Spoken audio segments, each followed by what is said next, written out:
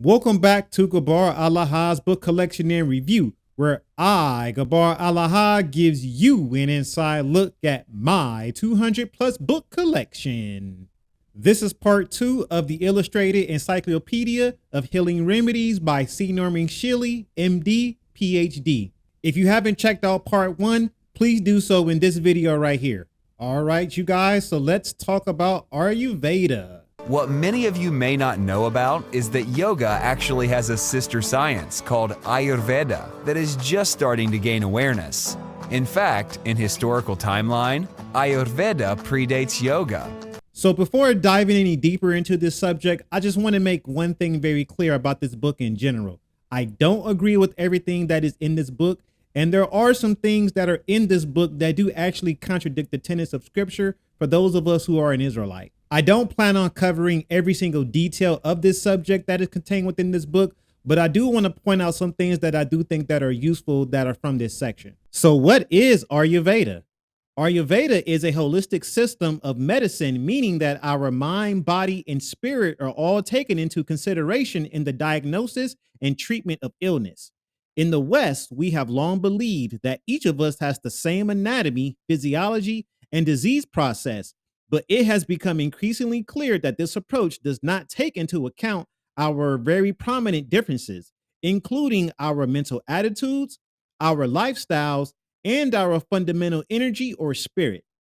Ayurveda is based on the philosophy that we are all unique. So it addresses each of these things in its treatment of people as individuals and teaches that all illnesses affect the body and the mind, which should not be treated in isolation from each other. Here's some history of Ayurveda. Over 3,000 years ago, 52 great rishis or seers of ancient India discovered through meditation the Veda, or the knowledge of how our world and everything within it works. Contained within the knowledge of the Veda were the secrets of sickness and health. These secrets were organized into a system called Ayurveda, the sophistication of which is apparent in the most famous of all ancient Ayurvedic texts, the Chakra Samhita. The knowledge of the rishis had three main components: etiology, the science of the cause of illness and disease; symptomatology, the study of symptoms; and finally, medication, the process of treating individuals to cure disease or relieve pain. These beliefs were founded on Hindu philosophy and were enlarged and enhanced by the teachings of the Lord Buddha, who taught that the mind could be enriched through correct thinking.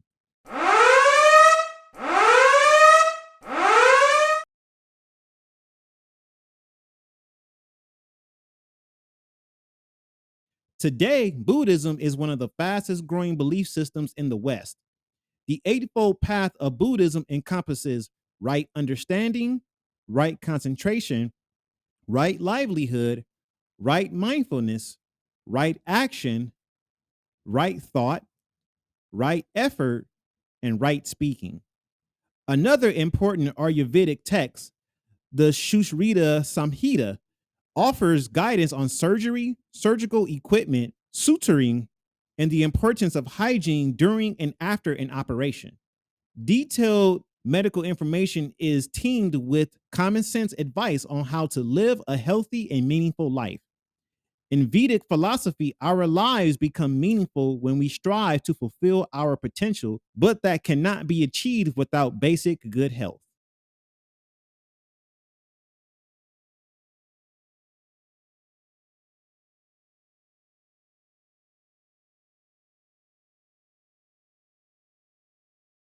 All right, so next I'm going to share some of the remedy sources that are actually commonly known to us in everyday life.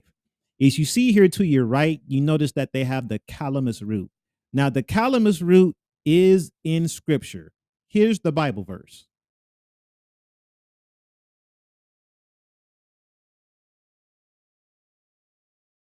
Next, we're going to go ahead and read it. And it says, also known as a sweet flag or myrtle flag, this rhizome is a reddish, hairy root known throughout Asia for its medicinal properties. The word vaksha means speech in Sanskrit, and calamus root is traditionally used as a brain tonic to improve the capacity for speech. Now, here's the data file. The properties says this herb is pungent and bitter with astringent qualities. It is a stimulant, a heating slash drying agent, which warms vata and decreases kapha states. It can be used as a decongestant and expectorant. Calamus root is edetic and anticonvulsive. It is a bronchodilator, increases circulation to the brain, and so can reduce brain toxins. All right, so the part of the plant that is used is the root. The conditions that are treated, it says it strengthens the adrenals, improves muscle tissue, and helps circulation, and is useful in periods of weakness. It has a beneficial effect on gingivitis, which is gum disease, and a massage with calamus oil will stimulate lymphatic drainage. The herb increases endurance and stamina and has been used for treatment of arthritis, shock, coughs, and nagging sinus headaches. The form taken. So you want to use the herb externally in a compress or as massage oil. Is it used with other herbs? Calamus mixes well with ginger, yarrow, which is what you see to my left, lemon and orange, cinnamon, and also with cedar. Another common remedy is the onion. Oh no. You want me to cry? Tears are just reaching my eye. Yeah. Why would people put themselves through this? Just buy some frozen. If I had to do it again, I would find a better way of doing it. And the onion and its relative garlic are members of the lily family. They are some of the oldest known medicinal plants rich in trace elements, minerals, and sulfur. Remedies including onion date back to 3000 BCE. Ayurvedic practitioners prescribed onion for cancer and leprosy. Onion stimulates the production of saliva and digestive juices, as well as the flow of tears. Oh, onion. Don't cry. Oh no. So I chop it in half, right? Yeah, I'm kind of. She's getting emotional over there. Oh no. Oh, How's your eyes doing? not well. Oh, She's in the fridge. freezing. Tears of joy. Oh, here it comes. You're crying now too? Yep. I'm just so happy. Oh, you're sobbing. I'm not sobbing. This is trying to get me. I was like, This is hilarious. see, this is why I deal with butter, flour, sugar. Woo! Do you want me to finish? Yes, please. Now, under the data file for properties, it reads, onion is a pungent, sweet bulb with heating and drying qualities. It is an excellent stimulant, querminative, and expectorant. The juice is disinfectant, rejuvenative, and antispasmodic. Onion has a rejuvenating effect on all tissues and body systems. The digestive, respiratory, nervous, reproductive, and circulatory systems. The parts of the plant that's used is the bulb, and the conditions that it treats says this. Onion has been used to treat a broad spectrum of ailments, including but not limited to nerve rejuvenation, colds, skin disease, parasites, bronchial disorders, asthma, joint problems and arthritis, cysts and growths, and fluid retention. Onion helps eliminate lead and other heavy metals from the body and is beneficial for diabetics and patients with cancer. In the form taken, onion can be peeled, eaten raw, cooked, powdered, juiced, taken as a tea, decoction, infusion, in food, and as an oil. Is onion used with other herbs? It says here that it combines well with ginger, black pepper, cumin, coriander, and eucalyptus. All right, let's talk about cayenne pepper for a moment. This fiery red pepper, used the world over in cooking, is known to many Westerners by its Caribbean name, cayenne. Ironically, only a tiny amount of the world's red pepper supply comes from the Caribbean.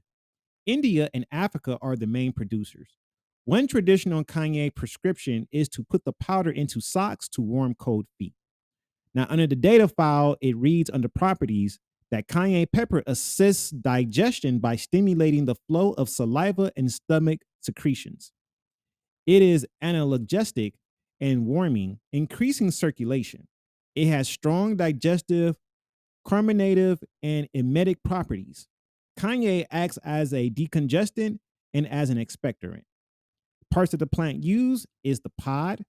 The conditions treated reads cayenne alleviates colds, gastrointestinal, and bowel problems, and is used as a digestive aid. Externally, cayenne treats arthritis and muscle soreness. Creams containing cayenne are frequently used in the treatment of shingles. Now, the form taken is a raw powdered as a spice, oil, tea, or plaster, and is used with other herbs such as garlic, onion, coriander, lemon, and ginger. Due to the spiritual significance behind Ayurveda, for those of us who are Israelites, I suggest not diving too much in what this is all about, but there are some things that are contained within this section of this book, if you decide to get it, for Ayurveda that you could pull out. Think of it like a taking the meat and spitting out the bones mentality. In part 3, we will be covering Chinese herbal medicine. So make sure you stay updated by subscribing to the channel so you can check that out whenever the video is published. If you have a book that you would like to see featured or reviewed, please send me an email, which is located in the description box.